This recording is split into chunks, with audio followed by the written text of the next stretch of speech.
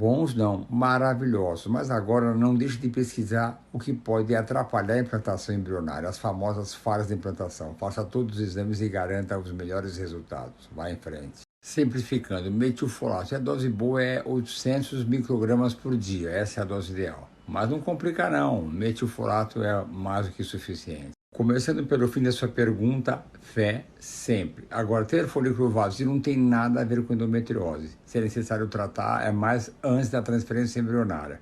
Continue simulando, mude o protocolo e tudo vai dar certo. E sempre, de modo geral, eu prefiro comprar pronto. Mas tem farmácia de manipulação que fazem muito bem. Eu mesmo indico manipular, mas a farmácia tem que ser muito boa. Caso contrário, a minha preferência, mantenho o já pronto. Se for o DHA pronto, não há necessidade de ter uma marca específica que é melhor do que a outra. O DHA é o DHA. Qualquer uma dessas importadas são excelentes, sem nenhuma marca preferencial. Se for manipular, a recomendação é a prasterona, que é o substituto direto do DHA, mas sempre uma farmácia de manipulação de excelência, sempre. Normal pode ser, mas você tem uma baixíssima reserva ovariana. Então, se você falar, posso engravidar normalmente? Pode, mas é bom você se apressar, porque a sua reserva vai diminuir pouco a pouco com o passar do tempo. Com 39 anos, a minha indicação seria fertilização in vitro. Sem contar que você tem 39 anos, as chances são menores, as chances de aborto são maiores e também a chance de ter malformações cromossômicas é maior. Por isso, corra rápido. De um modo geral, a minha preferência sempre é um de cada vez. Eu prefiro, tá bom? Pergunta muito boa. Se você tiver menos do que 35 anos, uma ótima reserva ovariana e o sêmen do seu marido for excelente, você pode fazer uma cirurgia para restaurar a sua anatomia e tentar uma gravidez natural. Caso contrário, fertilização in vitro. É normal sim, vai passar. Aquele buraquinho por onde entrou a agulha para aspirar os óvulos, pode sangrar um pouquinho, mas vai passar. E não tem um band-aid como uma injeção intramuscular ou tirar sangue da veia para tampar o buraquinho, mas vai passar com certeza. O Cistimossel está super na moda e super atual, mas o melhor exame é o ultrassom, a própria esteroscopia e a ressonância. Mas o que eu gosto mais mesmo é o ultrassom. O próprio médico e ginecologista pode ver isso. E a esteroscopia liquida o assunto, simples assim. Eu tenho feito muitas cirurgias para corrigir cistimossel de infertilidade secundária. Pacientes que tiveram uma cesárea fica meio abertinho e depois não engravidam de jeito nenhum. E olha que eu tenho tido ótimos resultados. Legal essa cirurgia, viu? Eu gosto bastante de fazer. Vou explicar para todos, esse cistimossel é quando a incisão da cesárea no útero fica abertinha para dentro do útero e junta muco. E esse muco pode retroceder para o interior da cavidade endometrial e não conseguir implantação embrionária. Opera e fica ótimo. Dá sim, é mais complicadinho, mas dá, tranquilo. Tem que ter alguns cuidados especiais, mas é possível sim. É só ter cautela e saber o que está fazendo. Hoje se pode. 33 anos não é uma indicação comum de fazer biópsia embrionária. Talvez você tenha algum motivo para isso, ou alterações cromossômicas você, ou seu marido, abortos repetidos, falhas de implantação, mas pode acontecer. Pode sim. Chato, né? Agora que eu vi, você tem 3 FIVs negativas sem nenhuma justificativa. Verifique bem se você fez todos os exames de falha de implantação. 3 FIVs negativas sem nenhum motivo é complicado, né? Vai em frente. Uso atosiban, que é o Tractocil, e depois eu continuo receitando inibina, 10 miligramas, 2 a 3 vezes ao dia. Mas isso é muito específico para cada médico, viu? O seu médico é que tem que indicar o que ele achar que é melhor para você. Nossa, são vários. Tem que ver se não tem endometrite, se não tem contrações uterinas, fazer biópsia do endométrio para ver se não tem uma desproporcionalidade no imunistoquímico para ver se elas vêm cá.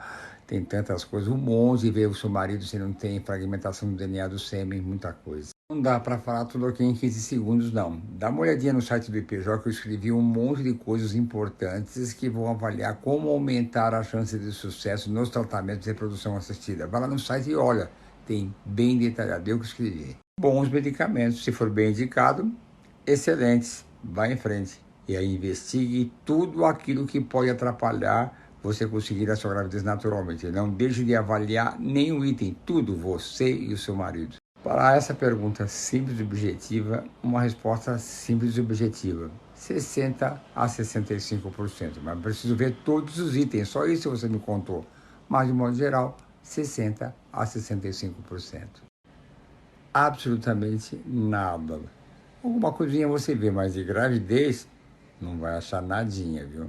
Pode ter uma ótima reserva ovariana, mas ser uma hiporrespondedora. Nesses casos, o que a gente faz é mudar o protocolo. Existem vários protocolos para estimular a ovulação. Você deve ser uma hiporrespondedora, tem uma classificação muito interessante para se avaliar isso. É só Só trocar o protocolo e tudo vai dar certo. Tenha fé. Você vai ver, troca os remédios, faz uma mudançazinha e depois fica uma maravilha. E se Deus quiser, foi isso que eu respondi na sua pergunta anterior. Às vezes uma pequena mudança muda completamente o resultado. É só uma questão de ajuste. Se Deus quiser, vai em frente e tenha fé.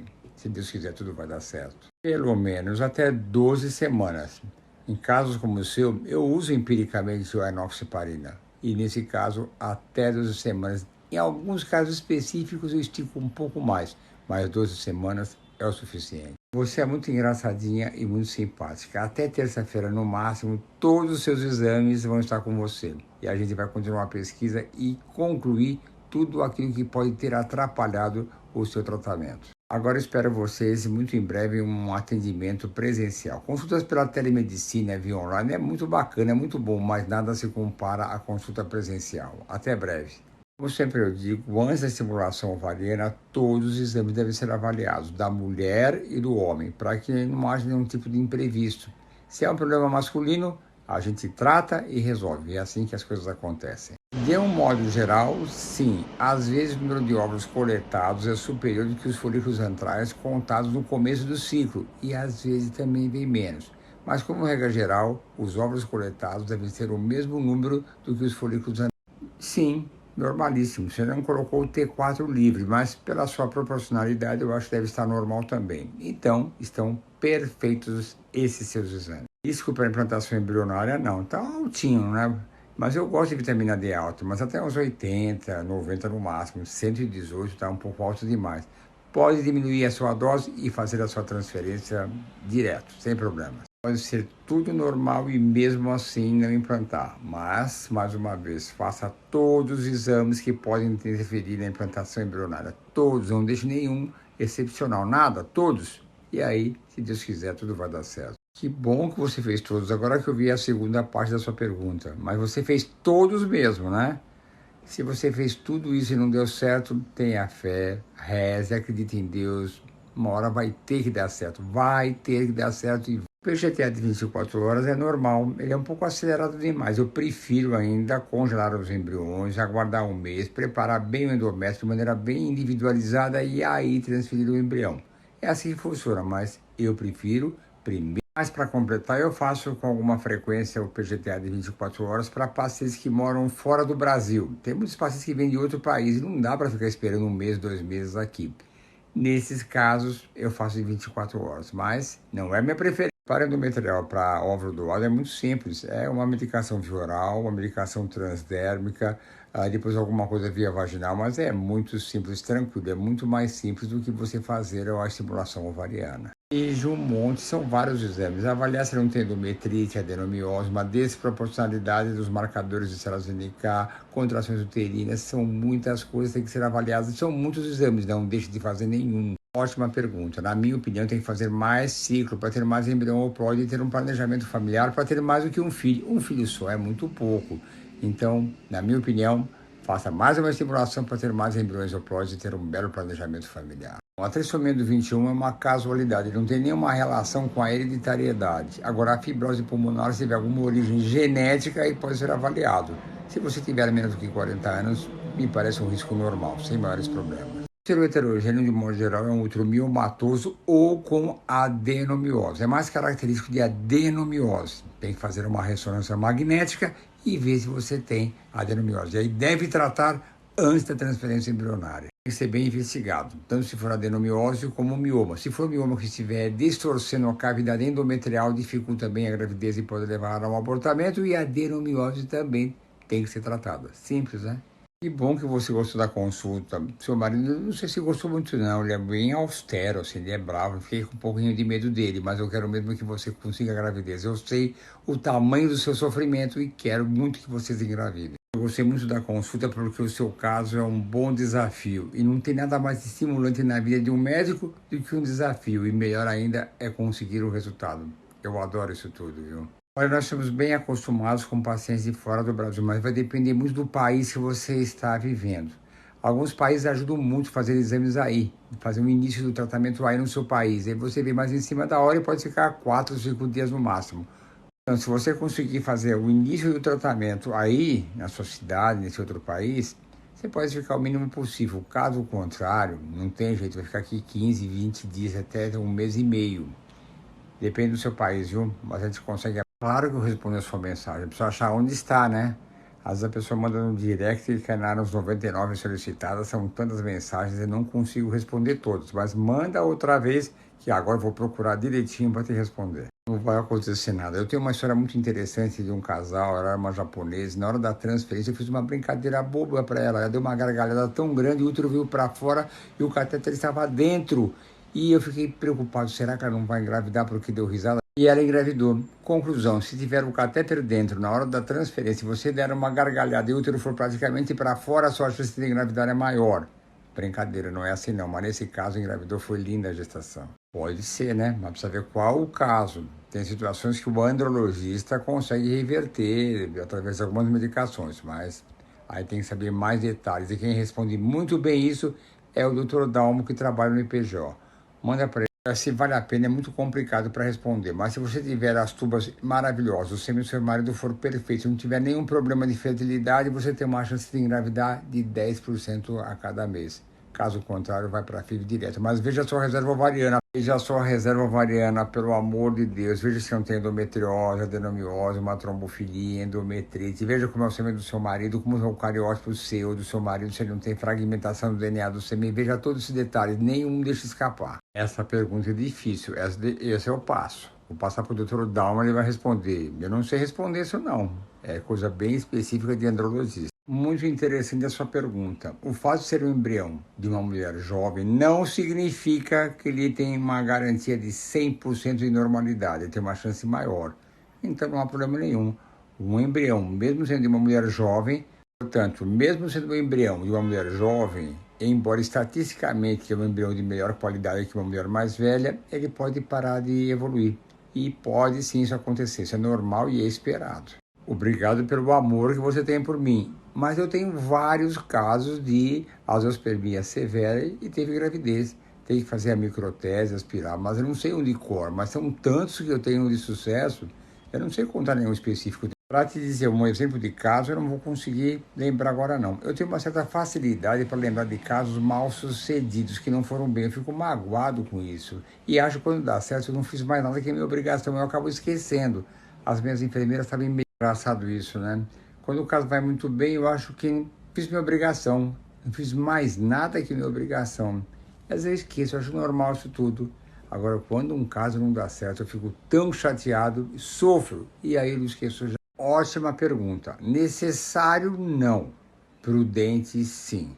A hidrossalpinge não impede a implantação embrionária, mas atrapalha. Se for o caso, o ideal é tirar as subas. Bom, excelente pergunta. A resposta é os dois.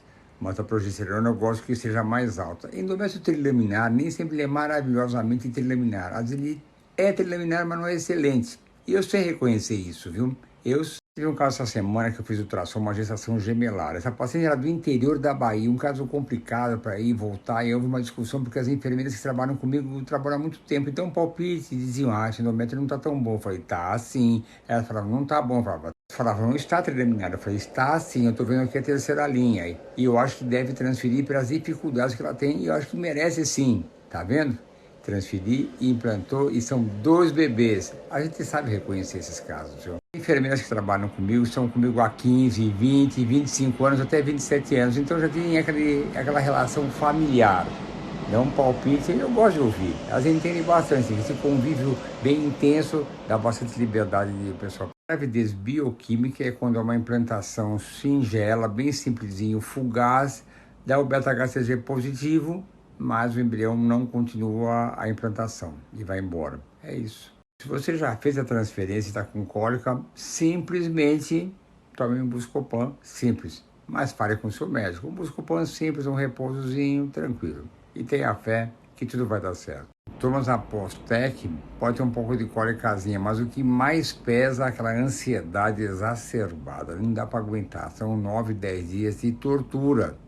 E você começa a achar sintomas, será que eu estou grávida? Esse sintoma é de grávida, não é de grávida? Que é muito interessante. As pacientes querem tentar desvendar que aquele sintoma sutil pode ser um significado que deu certo ou que não deu certo. Não se preocupe, pense em outra coisa e aguarde o teste de gravidez, mas faça todas as suas dosagens hormonais. Isso é aumenta sim se você tiver uma indicação para ovulação, se você tiver uma idade mais avançada, se você tiver problemas com seus óvulos, se você tiver alterações cromossômicas, tudo isso ajuda a aumentar, mas tem que ser bem indicada a ovulação. Isso atrapalha. As taxas estão elevadas é porque estão fixas. Isso dificulta a captação da tuba do óvulo que sai do ovário. Dificulta também que o embrião progrida em direção ao útero. Então isso é sim um fator de infertilidade. Tecnicamente não tem problema nenhum. Recentemente eu assisti uma aula da doutora Rosana Richman, que entende tudo sobre Covid, e ela falou que não teria problema nenhum. Eu não gosto muito disso, eu gosto de esperar até os 30 dias. Mas é uma coisa minha. Então, tecnicamente, pode transferir. Sempre não, mas algumas vezes eu indico enoxaparina, principalmente em mulheres com mais de 40 anos, que têm resultados negativos com muita frequência. Então eu uso empiricamente, mas muito longe de ser sempre.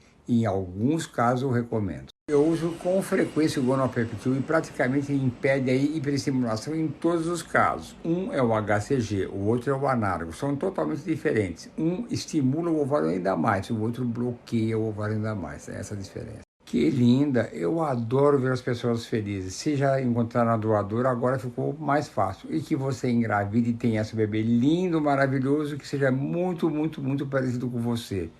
Vai ser maravilhoso. Fico muito feliz com isso. Eu adoro na ovulação a epigenética. Tem casos que são tão maravilhosos. O bebê que nasce é a carinha da mãe receptora, idêntico, perfeito. A epigenética ajuda muito. Eu acredito na epigenética, mas também eu acho que nós indicamos, mas quem aceita é o casal. Nós temos algumas orientações de olhar, a gente sabe qual é aquela que tem mais harmonia com aquela receptora. Mas é a paciente que aceita, e todas gostam demais. Que bom que você adorou a nossa consulta. Agora vamos trabalhar para nós alcançarmos aquilo que é o mais importante, você ter o seu bebê em casa. Nossa, como eu adoro isso, adoro ver resultados positivos. Eu gosto muito de tratar a adenomiose, mas se no seu caso é leve, superficial, dá um bloqueio hormonal por 1 mês, 2 meses no máximo e você estará tratada. E daí fazer o exame para confirmar que está tudo certo. Depois de 12 semanas não há necessidade de se usar a progesterona, mas eu gosto em casos como o seu dar uma dose menor, 400 miligramas por dia de progesterona via vaginal. Faça isso, é bom, você vai ficar mais tranquilo e tudo vai